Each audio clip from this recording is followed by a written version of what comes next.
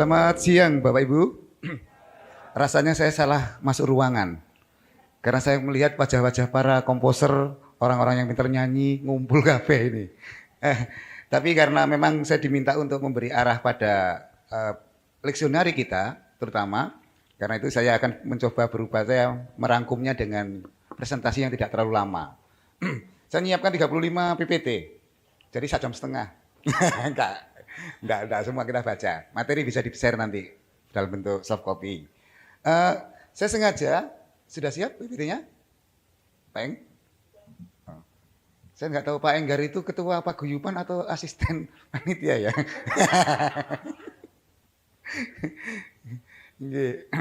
Saya sambil menunggu. Oh sudah ya. Perkenalannya tidak usah. Saya juga punya ini beberapa sosmed. Enggak penting ini, enggak penting. Yang jelas bahwa saya hanya ingin mengajak kita sekalian untuk melihat leksionari itu Quo Vadis. Leksionari GKJW itu Quo Vadis. Artinya leksionari GKJW itu mau kemana toh? Karena gini, ada hal yang menarik. Next. Respon warga kita itu terhadap ketika bacaan ini berubah. Bacaan minggu khususnya, ketika dari satu bacaan berubah menjadi 3 bacaan plus Mazmur. Diskusinya panjang. Kebetulan waktu ini perubahan ini dilakukan 2009. Tetapi panjenengan harus tahu, orang GKJW harus tahu bahwa semenjak 1997 GKJW itu memutuskan untuk pembacaan Alkitab mingguan itu diputuskan dengan 3 bacaan 1 Mazmur. Kenapa tahun 97? Karena 97 itu ada pembaharuan liturgi besar-besaran. Yang pertama menatal kalender liturgis, yang kedua warna-warna liturgis, yang ketiga adalah penyusunan bacaan. Itu kenapa saya hafal? Karena sidangnya di Blitar. Saya saat ini di Blitar soalnya. Di dokumen Blitar kami punya, lihat itu semua. Jadi kalau sekarang kita para pendeta GKJW pakai stola dan toga, yang hari ini kita pakai itu, yang bukan hitam, les, itu ya di 97 itu. Jadi ini momen di mana perubahan, gerakan pembaharuan liturgi saya sebut begitu, mulai terjadi. Nah, itu bersamaan juga dengan semangat liturgis ekumenis tahun 92, kaitannya dengan RCL, Revised Common Lectionary. Jadi ini tidak terlepas. Jadi gerakan ekumenisme dunia itu ternyata juga menggerus atau bahasanya menyeret kita, mau tidak mau, untuk masuk dalam siklus dan lingkaran ekumenisme. Karena itu kalau ditanya arahnya kemana, jawabannya ya ekumenis. Sebenarnya itu. Selesai sudah sesi kita ini. Tapi cek ngono kan ketok ya aku ada tuh.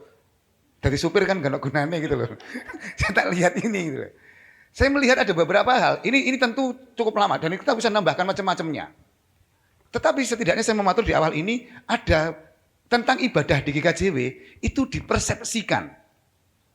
Jadi kalau sudah ngomong ibadah di GKJW itu kemudian dipersepsikan menjadi persepsi tertentu. Nah, saya ingin ngejak main tapi khawatirnya waktunya panjang ya. Tapi ada next. Tapi ada lihat inilah gambar ini. Kita coba main ini aja. Mana gambar yang paling garis yang paling panjang? Yang atas, tengah, bawah? Tengah, atas. Sebenarnya jawabannya di slide berikutnya. Ternyata sama semua, sama panjangnya. Dan ini teori yang dibuat tahun tertentu. Mau diteruskan? Saya harus ceritakan biar panjenengan nanti kalau mau sinau beneran tentang itu bisa. Ini yang buat. Jadi Müller-Lyer itu membuat pada tahun 1889. Jadi teori lama sekali dan itu kaitan dengan ilusi. Ilusi itu berkaitan dengan proses otak itu membuat persepsi. Jadi kadang-kadang kita dalam ibadah pun begitu gitu loh. Lek gak pendito sing khotbah gak nyes. Dilalah penditone ngamen terus yang jawab boleh minggu. Itu Pak Diki Bu. Pak Enggar oke lah. Lek Toto yo dadi rasanan niku. Keluar begini aja harus rapat 2 kali PHMJ kok. Kayak surat yang pertama keliru meneh Enggar itu. Jan ngeprank koncone Enggar iki. Alamatnya Bali Wiyoto jenenge Genok Blitar 12. Gak oleh saya ngono iku saya administrasi mal kuwi. Boten guyon keluar Pak Enggar itu. Jadi ini yang saya sebutkan. Ibadah pun kita punya persepsi. Dan persepsi itu yang membangun sebuah gambar utuh seolah-olah iki loh, ini loh. Karena itu mau dilihat seterusnya. Kaitan dengan ibadah kita. Saya menduga begini. Karena sudah dipersepsikan tertentu, bentuknya tertentu, akhirnya kemudian dibakukan. Ketika sudah baku, ibadah kita itu menjadi beku. Ini dua istilah yang sering dikeluarkan oleh teman-teman alumni Neuroservice ini. Tahun 2016. Lek wis baku kata ibadah itu menjadi beku, Pak. Koyok-koyok lek gak ngono, ngadeki gak di pojok kono. Gak diterima Gusti ibadahnya. Nyanyina lek gak swara sing saya nyebut nama gak penak. Sing suaranya menggelegar dengan vibrasi yang kuat begitu. Gak GKJW, Pak. Apalagi lek sing ngiringi gak koyo Mbak Ruth ngono gak GKJW, Pak. Tambah lagi. Mbak Ruth properti ya. Lalu yang kedua, Bapak Ibu, kita selalu mempersepsikan hal tertentu, terutama kalau 3 bacaan itu dengan durasi waktu. Tambah suwe. Khotbahku tak siap 40 menit lagi. Aku di lah kuno iku khotbah 1 jam 2 jam. GKJW 20 menit kedidikan. Dipersepsikan. Nah, sekarang persepsi berubah lagi tentang durasi. GKJW ibadah 1 jam cukup. Kalau lebih dari itu wis gak GKJW. Saya tidak tahu di Surabaya begitu atau tidak. Tapi di Kediri Selatan surveinya begitu. Jadi kalau ibadah kok lebih dari 1 jam itu, iya ono masalah ibadah kita itu. Sing nggawa sing masalah, atau sing nyanyinya temponya bermasalah, atau yang lainnya. Jadi sini masalah. Jadi ibadah malah masalah. Karena itu hari ini saya belum ibadah. Tapi wis sama Pak Daniel tadi. Nah ini maksud saya. Lalu yang ketiga Bapak Ibu, ada khotbah itu dipersepsikan sebagai firman Tuhan. Jujur saja yang mau mengakui. Kalau panjenengan diajak baca kitab kemudian langsung persembahan. Persembahannya lebih gede lebih cilik. Saya khawatir juga itu. Karena apa? Firman Tuhan itu kemudian diartikan sebagai homili atau khotbah. Padahal dua istilah ini dua istilah yang berbeda. Ketika awal gereja reformasi maupun di dalam gereja tradisi gereja perdana. Firman Tuhan itu pembacaan kitab suci. Khotbah itu adalah menerjemahkan atau menjelaskan yang belum jelas di dalam teks kitab suci. Dan itu metodenya ada 2. Ada yang homili, ada yang khotbah. Kalau homili itu adalah dialog interaktif dan itu bisa berjam-jam. Bukan hanya tanya siapa yang suka ngerasani. Bukan begitu. Kalau homili ya memang diskusi tentang bacaan, kayak PA. Dan apakah pernah dilakukan gereja begitu? GKJW lahirnya model begitu. Komunitas Kristen perdana kita itu lahirnya model begitu. Tidak ono dikhotbahi, kecuali mungkin kalau dalam proses ibadat, dalam tata ibadah yang dibuat oleh komunitas Moro, Kulen.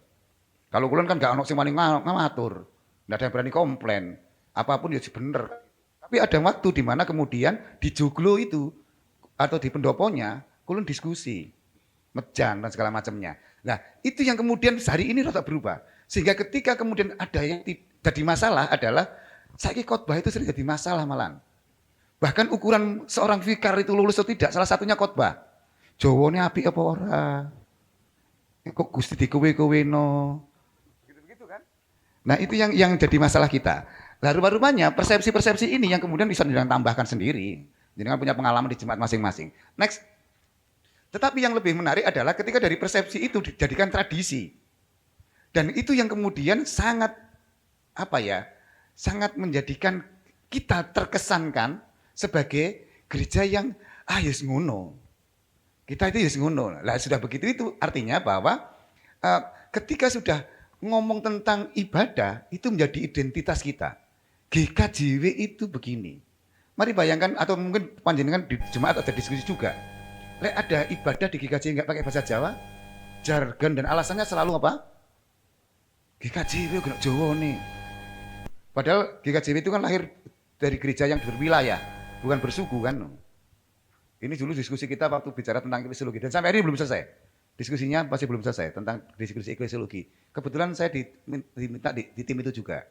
Nah, Bapak Ibu, ini yang saya sebutkan tadi, hal-hal yang berbau kebaharuan itu kemudian terbatas bahkan sangat sulit masuk dalam tradisi gereja.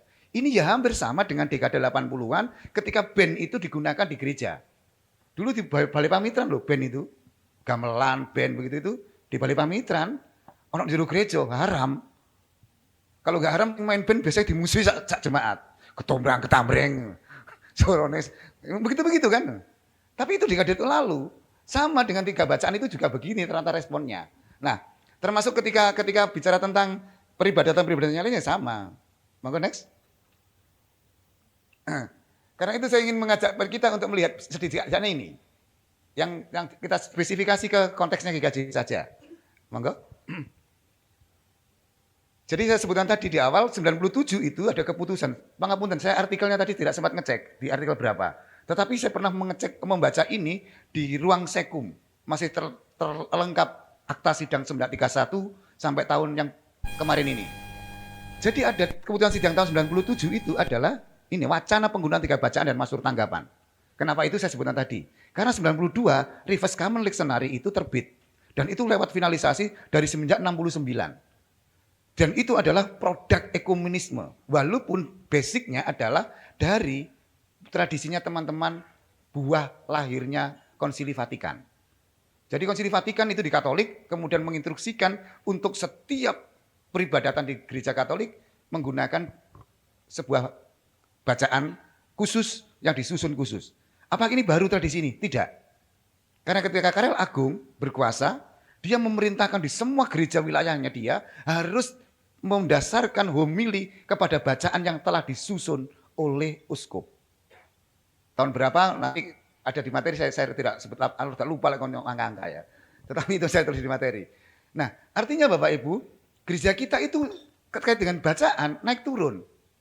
Panjenengan perlu ingat kalau Bapak Ibu yang pernah jadi penatua atau diakan di dekade 85-an, panjenengan dulu akan membaca kalau minggu hari ini PL, minggu depan mesti PB. Kalau minggu hari ini dari tradisinya nabi-nabi, maka minggu depannya lagi mesti surat-surat. Saya tanya, ini anak soalnya. Bapaknya Sofi itu yang buat, Pak Wik. Saya tanya pada Pak Wik waktu itu, kenapa Pak Wik kok begitu dulu? Waktu itu semangatnya adalah jen kitab suci itu enggak diwoco oleh warga PLPB mau. Dan diulang terus ganep. Pertimbangannya apa? Hanya supaya kitab itu diwoco roto. Kenapa begitu? Karena di dekade sebelum 80 itu semua pelalian termasuk pendeta atau penatua diaken sing khotbah milih dhewe ayate sing gawe khotbah. Lah dilalah minggu depan sing dipilih podo. Ayo, khotbahe lho kok beda wingi. Itu terjadi, tumpang tindih, berkelindan begitu terus. Akhirnya Balewiyoto dan DPT nyusun. Karena belum ada ide besarnya apa, hanya sekadar itu tadi, lokusnya belum ditemukan, makanya jadi selang-seling. Terus berjalan terus itu. Makanya 97 itu kemudian diputuskan 3 wacana ini. Karena ada masalah ternyata di GKJW kalau ini dibiarkan. Nah, lalu kemudian 2009 barulah kita itu diam-diam nyepil. Saya katakan diam-diam, saya jadi pendeta baru setahun ini, baru pendeta saya kayak belum ulan, jadi PAW ini Mas Jonet, Pak Jonet. Pak Jonet waktu itu suruh bradal kuliah ke Jogja ya. Saya tiba-tiba oleh Mbah Wik disodorkan jadi DPT. Dan kemudian disitulah kami mulai bahas ini. Kami mulai diskusi tentang leksionari. Dan salah satu keberanian kita yang rodok ngawur waktu itu, karena nggak ngomong legal formal, nggak legal, gak lewat sidang. DPT kan punya otoritas kerajaan surga gitu kan. Sing bawa kunci kerajaan surga kan DPT. Jadi wis leksionari itu sekumnya waktu itu masih baru, kiwas-kiwis. Pak Sekum, kami akan melakukan ini. Karena wacana di sidang ini sudah diputuskan 97, tapi belum dieksekusi sampai 12 tahun. Apa yang harus kami lakukan? Jenengan tanda tangan di surat pengantar. Karena itu Bapak, tahun 2009, tahun 2008 akhir, bulan Oktoberan, diterbitkan surat dan daftar bacaan setahun 3 bacaan. Dari mana kita ngadopsinya? Kita pakai Ordo Lectionarium, jadi bukan Revised Common Lectionary. Jadi ada banyak daftar bacaan ya. Tetapi waktu itu kami hanya ngambil dari ULM, Ordo Lectionarium Missae. Dan itu Katolik banget. Itulah yang menjadikan saya kemudian harus bertobat. Ternyata responnya waktu itu, GKJW kayak Katolik. Apalagi Katolik itu punya 2 siklus. Temporale sama yang Sanctus. Kalau Sanctus itu berkaitan dengan orang-orang kudus, termasuk Santo Paulus segala macam itu, dan itu ada perayaan-perayaannya. Karena itu bacaan pertamanya mesti kitab-kitab Deuterokanonik. Deuterokanonik itu yang kita enggak punya, 13 kitab ya, yang mereka punya. Nah kemudian untuk menebus kenekatan itu saya ternyata terjebak di kampus Katolik juga. Karena kemudian sinau tentang gini-gini saya kepada teman-teman di Katolik Kentungan. Nah ini Bapak Ibu yang saya sebutkan kenekatan-kenekatan kita ini. Tetapi bahwa memang GKJW itu dari awalnya tidak pernah siap dengan bacaan sendiri. Karena itulah kemudian 3 bacaan itu diambil dari bacaan-bacaan yang sudah tersusun. Dan itulah proses yang panjang oleh orang-orang tertentu semenjak 69 sampai 92 itu tadi. Lahirnya yang sekarang namanya The Revised Common Lectionary itu. Nah next. Semoga tidak tambah panjang lagi. Tetapi ini yang kemudian agak sedikit menjadi penting menurut saya kita perlu ingat. Bahwa lokusnya dari yang semula tidak berpola menjadi karena leksionari ini bermula dari kalender gerejawi, urutan peristiwa-peristiwa tentang keselamatan dalam Yesus Kristus, akhirnya bacaan itu berkait erat dengan itu. Jadi tidak akan pernah panjenengan membaca cerita atau teks Injil tentang Paskah pada bulan Minggu Advent. Tidak pernah akan ada. Kalau dulu nggak ada bacaan begini, biasanya ya begitu. Seneng aku khotbah karo tentang penantian. Ini aku kepingin nyanyi Elizabeth toh. Nah begitu, pas di dalam Prapaskah. Wah ini berat. Dan itu pernah loh, ini kami itu dapat surat isinya begitu. Ada pendeta khotbah tentang perkawinan. Khotbah guriku terus. Sampai ditanyakan pada DPT, GKJ nggak pernah punya bahan untuk khotbah perkawinan. Nah ini garapan anyar Pak Diki. Itu bisa jadi proyek Pak Diki. Nah ini Bapak Ibu, karena itu menariknya bahwa ketika melihat leksionari, kita akan tahu ada banyak hal di dalam yang sangat berbeda dan itu punya arah yang cetok. Next. Jadi kalau melihat isi leksionari itu, jadi leksionari saya mulai dari istilah dulu. Leksionarium itu sebenarnya bukan 3 bacaan, 4 bacaan atau 2 bacaan. Tetapi leksionari itu adalah buku daftar bacaan. Jadi ketika GKJW sudah mulai menyusun, itu saja sudah punya leksionari. Tetapi memang polanya berbeda. Saya sebut tadi itu, lokusnya belum punya, terus gagasan besarnya bagaimana, termasuk peristiwa liturgisnya belum ketotol. Tetapi dengan 3 bacaan yang kita anut dengan leksionari itu, terutama karena berangkat dari kalender gerejawi, disitulah kita mulai rodok tentu arahnya begini. Nah, ada semangat apa di sana? Tentu yang saya sebutkan tadi di awal tadi. Lalu, bahwa ketika kita bisa menyusun bacaan itu, ya sudah, sebenarnya kita punya leksionari. Saya yang punya itu terbitan pertama susun bacaan ini tahun 68. Dan itu yang nyusun Mbah Tasdik. Jadi ketika bersama 68 itu Mbah Tasdik ditugasi sidang, itu akta sidang 58 dilakukan baru tahun 68, 10 tahun. Karena waktu itu GKJW juga belum punya tata ibadah. Nyanyian dulu dianggap hanya pengantar khotbah. Jadi panjenengan nyanyi mau suara bagus-bagus itu dianggap pengantar khotbah jenengan dulu itu. Karena yang penting khotbah. Persembahan ada di depan atau di belakang. Jadi begitu. Nah tahun 58 GKJW itu memutuskan di Sewaru untuk membuat tata ibadah khusus. Yang ditugasi Balewioto, direkturnya Mbah Tasdik, Pak Pendeta Tasdik. Lah Mbah Tasdik kemudian langsung ngambil dari punyanya Gereformit Belanda. Diterjemahkan plek basa Jawa. Karena itu ada 2 versi ibadah minggu, Pantan dan Induk. Masih imut ya? Di Pantan tidak akan pernah ada pengakuan iman rasuli. Pengakuan iman rasuli hanya jatahnya orang Indo. Jadi sebegitu. Dan memang itu yang dilakukan oleh teman-teman di Belanda zaman itu gitu loh. Nah disitulah kemudian perubahan mulai terjadi. 96 kita punya tata ibadah baru. Lalu kemudian yang terbaru yang 2022 itu, yang sekarang jadi 3 bacaan itu.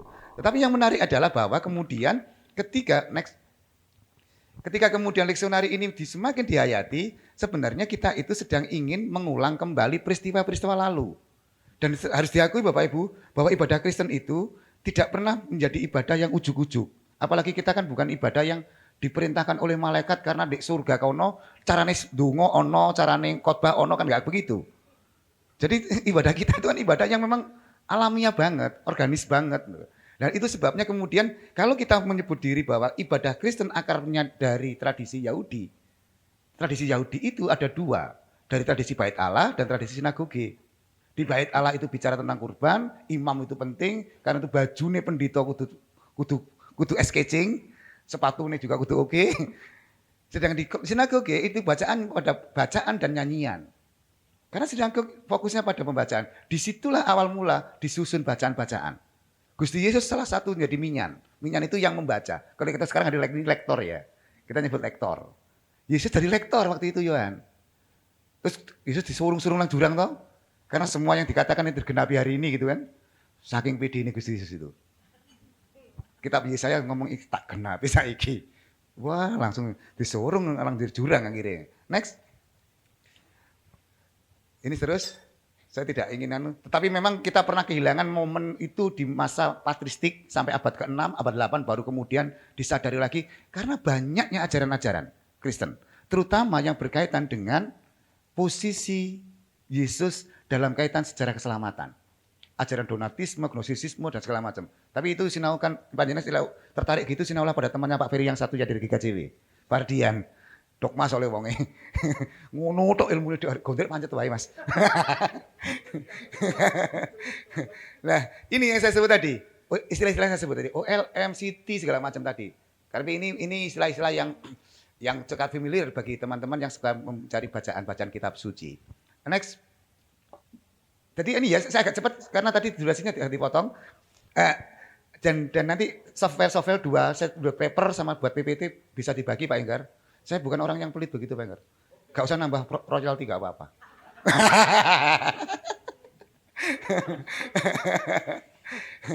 Tapi ini yang saya maksud tadi. Bahwa Revised Common Lectionary itu melewati sebuah proses yang disebut Consultation in Community ini. Dan ini adalah komunitas dari semua denominasi gereja. Memang yang menyiapkan bahan dari yang pertama itu hasil Konsili Vatikan II tadi. Ini sudah disemangati oleh komunisme. Dipakailah bocornya tanpa harus repot-repot. Wong Protestan terutama di Amerika dan Eropa tiba-tiba ngambil. Loh kok ini ono bacaan tentang Santa Santo, ono kitab Tobit, loh kok ono Makabe. Di skip itu, diganti kitab sendiri. Nah semakin banyak yang diganti dimodifikasi kacau siklusnya. 3 tahun lagi ketemu bacaan, loh kok ini meneh. Balik lagi. Karena Injil yang difokus 3 Injil itu A tahun B tahun C itu nanti akan balik siklusnya. Karena itu kemudian ada A1, A2 dan segala macamnya.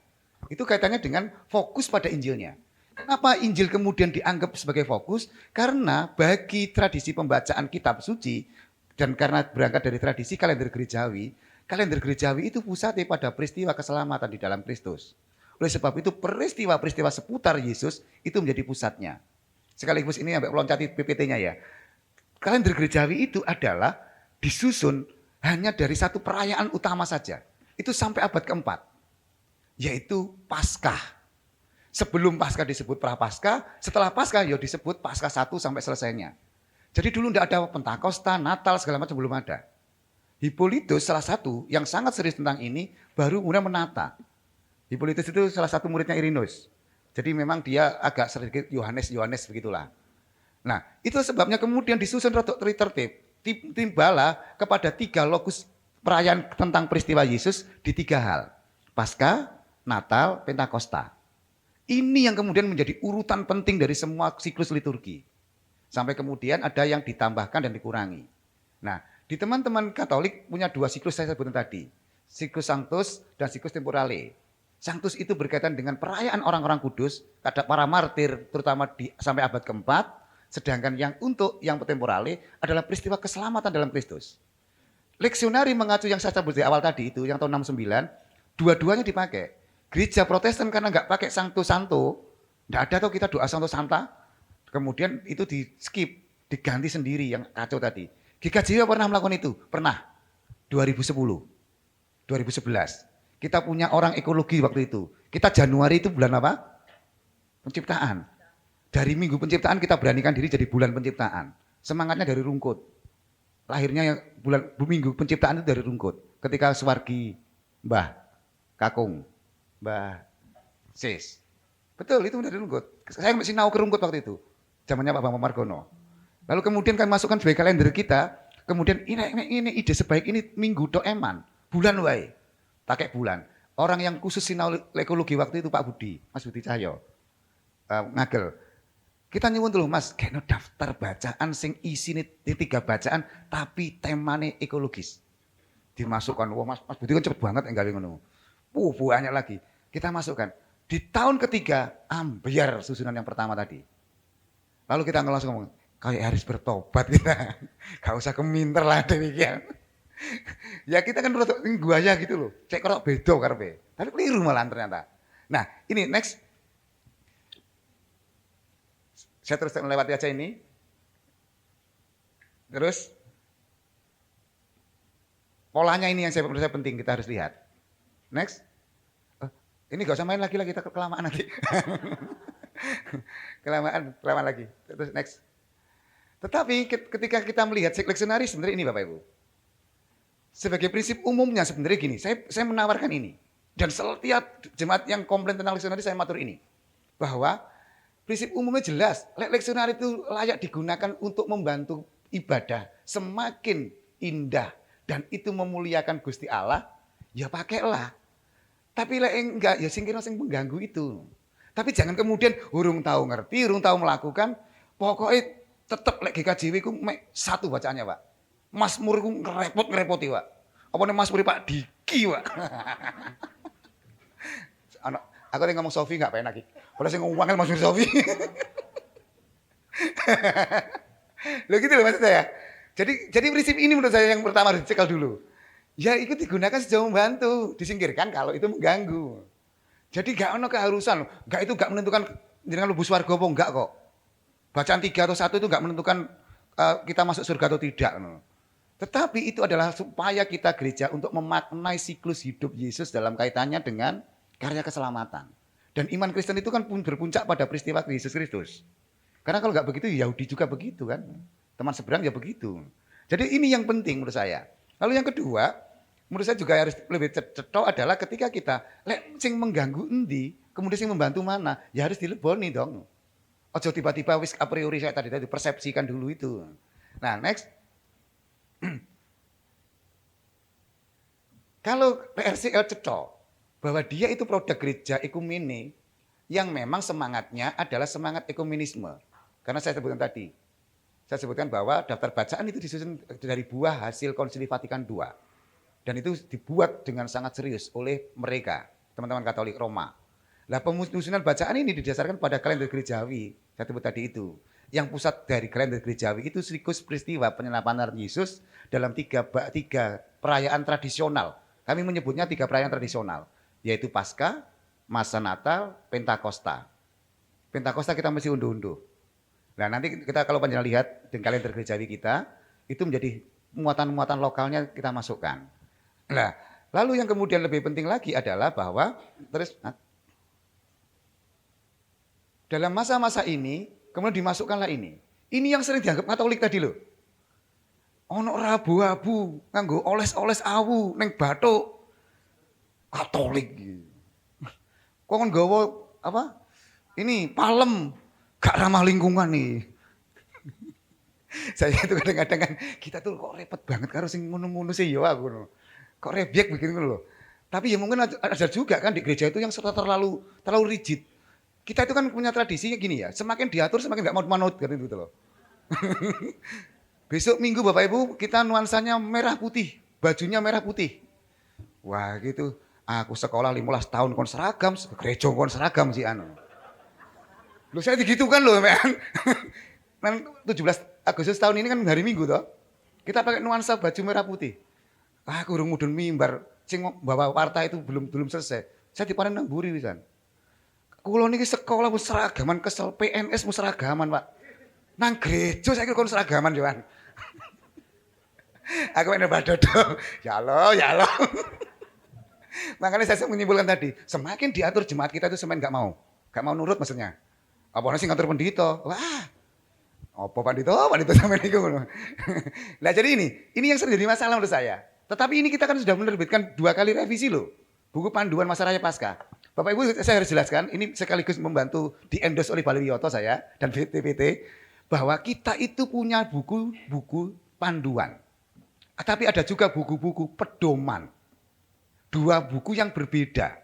Kalau panduan itu sifatnya praktis dan teknis, untuk perayaan di saat itu, sedangkan yang pedoman adalah hal-hal prinsip yang adalah berangkat dari pemahaman.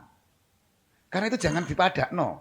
Kenapa begitu? Sidang yang lalu di Wonorejo yang didebatkan oleh para pengusul dari beberapa MD itu adalah buku panduannya, bukan buku pedomannya.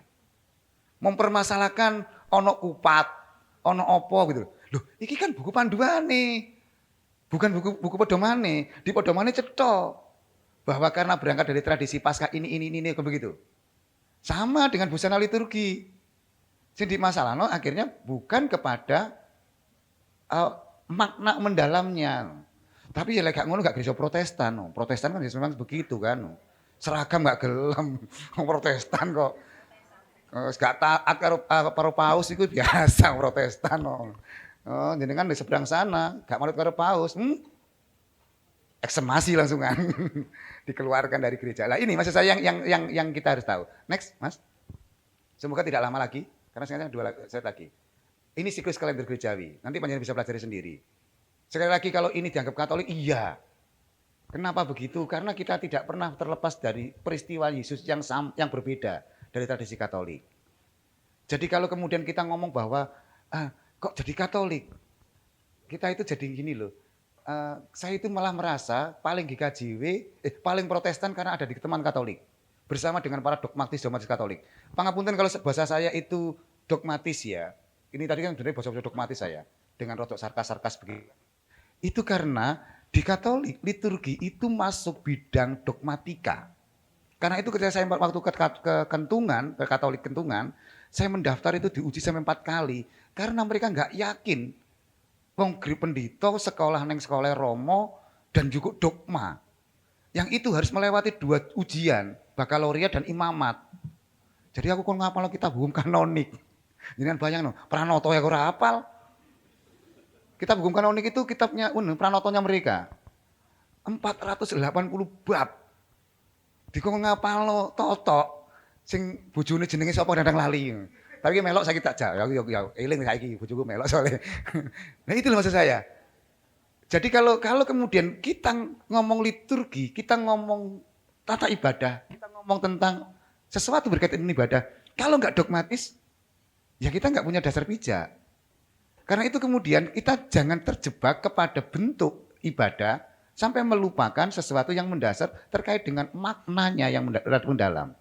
Nah, termasuk saya sebutkan saya semakin merasa bahwa dari Protestan, semakin Protestan itu di kampus Katolik adalah ketika habis moco kitab yang dalam struktur tata ibadah kita, ada ucapan bahagia. Kan begitu toh? Jenengan cari di Katolik enggak ada. Jenengan itu sangat Protestan dan itu tradisinya Zwingli. Kenapa itu penting? Karena kalau kaitannya ke Pak Diki nanti, ke Pak Ferry nanti, mesti di Mazmur Tanggapan. Kan di Mazmur Tanggapan itu selalu diawali dengan ajakan. Karena itu sifatnya menanggapi. Tapi agak ngomong itu aku ya. Ini kaplingan berbeda. Tapi saya pernah membawakan webinar ini di ST2 dengan saya. ST2 pernah saya diundang untuk ini, webinar tapi. Nah, next. 5 menit lagi ya Pak. Oke, ini siklusnya. Ini cepat. Aku lagi Mbak Upit gak mani-mani aku. Iku sing kayak aku omongan pas takut stase. Gak diopeni aku gak dadi pendito ya Usan. Next. Lah bagaimana menyikapinya? Ini menurut saya lebih penting. Karena daftar bacaan ini disusun berdasarkan peristiwa penting dalam siklus karya keselamatan Gusti Yesus, maka bacaan Injil itu menjadi pedoman utama penyusunan bacaannya. Oleh sebab itu siklusnya menjadi 3 gini. Ini siklus mayornya. Kalau panjenengan pengen lihat yang perindilan-perindilannya banyak. Dan itu harus mumet sirah. Karena itu ada beberapa hal, saya tulis apa enggak ya di ini kalau yang ini baca lanjutannya. Ada teks, ada buku-buku yang bisa membantu ini. Nah, tetapi di semua ini kenapa ini Bu Rena Cesaria itu sempat protes ke saya, kenapa ketika yang berdiri itu hanya baca Injil? Apakah itu tidak memberikan kesan bahwa gereja kita hari ini memposisikan kitab itu berjenjang, punya hierarkis? Saya ngomong, kalau perspektif liturgis, pusat dari ibadah itu Gusti Yesus. Dan itu artinya ya di Injil. Perkait dengan di Yesaya, di mana itu nubuatan. Karena itu Injil dianggap puncak karya ilahi itu. Oleh sebab itu, struktur sabda dalam liturgi kita itu puncaknya pada pemberitaan firman. Beda neng Katolik. Neng Katolik ono tambahan meneh. Ketika Gusti karo manungsa ketemu di sebuah mezbah yang disebut dengan misa. Karena itu panjenengan Bujono itu sebenarnya itu pola liturgi yang sangat dialogis. Gusti sing turun menungso sing munggah menapa itu. Jadi ada istilah anabatis kata batis. Tapi itu topik berbeda ya. Jadi perjumpaan Gusti di situ. Makanya sakramen Bujono itu disebut sebagai sakramen puncak. Kalau dalam tradisi Katolik kemudian dirayakan setiap minggu. Kalau kita mau merayakan itu boleh atau tidak? Ini challenge-nya Pak Condro waktu jadi ketua. Ayo DPT wani enggak? Gawe Bujono ben minggu. Soalnya Bujono itu persembahannya mesti gede. Saya di-challenge begitu. Gak wani aku, Pak. Wong Bujono digenti gak diri Jumat ae geger kok dhewe. Kan begitu. Nah, wis. Next. Ini sudah terakhir.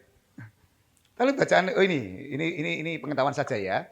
Semi sinambung, continuous, komplementer itu sebuah istilah-istilah yang digunakan untuk mengukur bacaan dari perjanjian lama, bacaan satunya. Next, bacaan hariannya ini di siklus mingguan. Jadi siklus mingguan kita Bapak Ibu karena yang dipakai adalah tradisi kalender gerejawi itu dari adopsi terhadap kalender lunar bukan sonar, artinya bulan, maka hitungan siklusnya itu bukan pada Senin atau Minggu hari pertamanya, tetapi dihitung pada hari Kemisnya. Jadi kalau panjenengan setia membaca bacaan 3 bacaan ini dan 2 bacaan harian, panjenengan setia membaca setiap hari, bacaan pagi dan sore atau bacaan 1 dan 2, jenengan kalau buat khotbah minggu pasti nggak kesulitan. Kenapa gitu? Minimal kalau jenengan buat minggu besok tanggal 3, jenengan baca mulai Kemis besok. Bacaan 1 2 yang jenengan paus terus runut. Engkau puncaknya pasti di bacaan minggunya. Dan itu biasanya PL-nya atau Injilnya. Karena itu untuk menafsirkan, untuk membuat khotbah dari 3 bacaan, maka yang utama adalah ada 2 pola. Yang pertama jenengan mencari dan menggali pesan teologi dari atau pesan iman dari bacaan Injil berkaitan pasti dengan bacaan pertama. Lalu kalau mau direlevansikan, itu bacaan kedua surat-surat. Atau pola yang kedua. Pola kedua adalah bacaan pertama menjadi frame-nya, menjadi bingkai berteologinya, pesannya, lalu pasti akan menukik kepada bacaan Injil. Kenapa begitu? Karena sejauh ini DPT masih memakai Revised Common Lectionary yang bermula dari komplementer. Komplementer itu sambungannya bukan PL besok minggu kalau PL besok depannya, tapi PL dengan Injil hari itu. Kita pernah pakai yang PL minggu ini dengan PL minggu kemarin. Mumet kita yang buat RK. Karena ternyata ya gitu tadi, sing khotbah kan berbeda orang. Nah ini yang terjadi. Lalu, jadi siklusnya itu selalu begitu. Untuk minggu yang hari ini, tanggal 27 gini, Senin, Selasa, Rebu, bacaannya masih berkait dengan hari minggu ini. Pesan-pesan teologisnya. Itu saya sebut hebatnya wong sing nyusun leksionari. Kok iso noto kok gitu. Panjenengan namanya, kalau nggak percaya coba kita cek, kita tes. Sebulan saja jenengan rutin rajin membaca kitab yang di daftar bacaan. Jenengan kecanduan ya kan baik, kecanduan baik gitu loh. Wong Kristen saiki lek dijak maca kitab wangel. Apa mana mek ngadeg maca kitab nyekel tangan ngene-ngene. Iya kan? Saya pernah membuat penelitian ini Bapak Ibu di jemaat saya dengan 2 hal. Pertama, bagaimana sikap warga saya untuk memposisikan kitab di rumahnya. Ternyata paling banyak ditaruh di mana? Ruang TV. Aku seneng. Pasti kan ruang paling sering diakses loh. Ternyata mboten. Lek nang gereja soalnya biasanya duduknya di situ. Lalu sore kedua saya carikan begini, saya tanyakan begini. Bagaimana sikap kita ketika membaca kitab di gereja? Di gereja spesifik gereja. Mayoritas yang jawab adalah kami percaya pada yang membaca saja. Lek ana sing maca keliru jenengan wis amin pokoke. Lu bener itu. Terus tekok kono makanya kemarin yang bulan kitab suci kita rotok straight tentang itu. Gerakan apa? Gema itu. Ya terus gayane Pak Dikila Gema. Itu ada ke Balai Wisata dan DPT kan. Iya. Nah, Dipercepat sudah ya? Terakhir ini, semoga ini terakhir beneran maksudnya. Oh enggak usah. Ini main-main neh kok. Ini enggak sana. Tapi ini, next. Tata ibadah kita hari ini tidak punya lagi model 1, 2, 3, 4. Tata ibadah kita hanya memilih dengan 2 model saja. Yang satu sifatnya adalah bermula dari istilah kami diksologi liturgi tradisional, ajaran tradisi liturgi tradisional, karena itu urutannya seperti yang bacaan-bacaan tadi itu. Yang kedua, kita sedang meneropong sesuatu yang di depan mata kita ke depan, yaitu dengan ibadah yang kita istilahkan kontekstual. Jadi 2 tata ibadah ini urutan dan segala macamnya bisa dipola dengan segala macam gaya. Tetapi ketika masuk pelayanan firman Tuhan, di kontekstual maupun di yang tata ibadah minggu, sama. Hanya kalau kemudian jangan tanya, haleluyane atau hosianane atau nadane tak buat sendiri boleh enggak Pak? Boleh. Pak Diki pasti ngomong boleh nanti. Pak Mas Mure kok penane GKI? Aku juga kena GKI. Harus dipilih juga. Kenapa begitu? Ya kita terlalu terbeban ya rada berat toh ya. Dipaksakan untuk mengikuti Mazmurnya Mbak Sofi gitu ya. Kayak Frozen ya. Sekeriting kabeh gitu loh. Nah ini, next. Jadi ini juga memberi porsi. Yang ketiga, ini menurut saya juga tidak terlalu ini, tapi jenengan harus ingat bahwa leksionari itu adalah upaya kita menghidupi spiritualitas trinitaris. Wah ini Pak Ardian tak ceritain ini sewenang. Gondrek sawun dengan ngomong ini. Pak Ardian itu tak ceritani, Drek, ibadah kita itu ternyata sangat trinitaris. Mulai kok votum sampai pembacaan dan penyusunan kitab suci itu disusun dalam kerangka trinitas. Karena itu lek wong Kristen sik bingung trinitas, kudu sinau tentang liturgi ya. Bukan bingung dalam arti menjelaskan ya, tapi piye maknanya. Karena gereja selalu disebut sebagai buah sulung Roh Kudus. Nah, karena itu saya sebut ini. Yang kedua, yang berikutnya, monggo next. Manfaatnya ini. Karena itu kemudian kita menganggap bahwa penting enggak leksionari? Ya pertanyaannya menjadi apakah perayaan yang dan ini leksionari kita itu membantu untuk menghayati spiritualitas Trinitas? Kalau enggak ya enggak. Walau saya merasakan iya sejauh ini. Lalu kemudian yang kedua pertanyaannya ini, apakah jemaat masih mau merayakan Natal, Paskah dan Pentakosta, 3 tradisional tadi itu? Bersamaan dengan perayaan yang dilakukan oleh gereja-gereja di dunia. Nah iya ya leksionari itu salah satu yang pasti menjamin tidak ada pengulangan peristiwa-peristiwa liturgis. Nah saya pikir 3 itu yang mungkin jadi PR kita untuk menjadi pertanyaan permenungan terkait dengan yopo kemudian dilakukannya. Tetapi jenengan yang harus aturkan begini, kalau jenengan termasuk yang sering ditugaskan menjadi lektor, pembaca kitab, jenengan mesti diawali dengan doa epiklese. Doa epiklese itu adalah doa memohon pencurahan Roh Kudus. Jadi nggak usah mendoakan wong sing sakit, sing nggak teko, sing negoro, Pak. Itu syafaat. Karena kenapa saya ceritakan? Karena ini masih biasa pola lawas. Salah satu akibatnya adalah durasi badan jenengan panjang. Doanya 5 menit kok. Kitabnya bacaannya 2 pasal. Wah itu menjadi masalah kok. Nah kenapa begitu? Pencurahan Roh Kudus itu adalah minta karena kesadaran diri kita yang hina, yang ringkih, butuh Gusti, dan karena itu Roh Kudus yang menemani kita. Oleh sebab itu, kesadaran bahwa kita tidak layak bahkan untuk maos kitab suci itu yang menjadikan kita berserah. Sehingga orang yang membaca kitab suci itu adalah didramatologikan, itu orang yang dipenuhi Roh Kudus. Kalau di teman Katolik, panjenengan pirsa pasti pakai begini. Ada tanda salib di bibir kan, sebelum membaca kitab. Kita nggak punya tradisi simbol-simbol begitu, karena itu doa baik cukup. Minta dicurai Roh Kudus wis cukup. Karena itu wong sing kitab itu sabeneré kepenuhan Roh Kudus. Dilalah macane kleru, ya Roh Kudus e ngono. Keliru.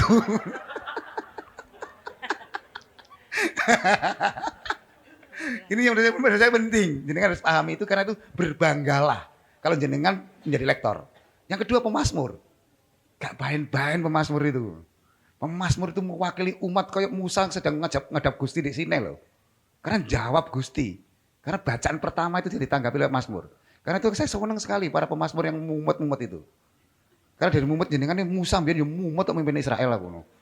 Saya kan paling setiap ini berut jenengan share Mazmur jenengan itu tak share ke mugerku. Jawab ini banyak wis. Padahal aku mangkel banget ngene wis. Ini notasi ini kok ngene-ngene. Musa biyen iku yang ngono iku ngurus umat Israel. Wis, kalau kinten itu matur nuwun, pangapunten kalau ada salah. Luar biasa, luar biasa.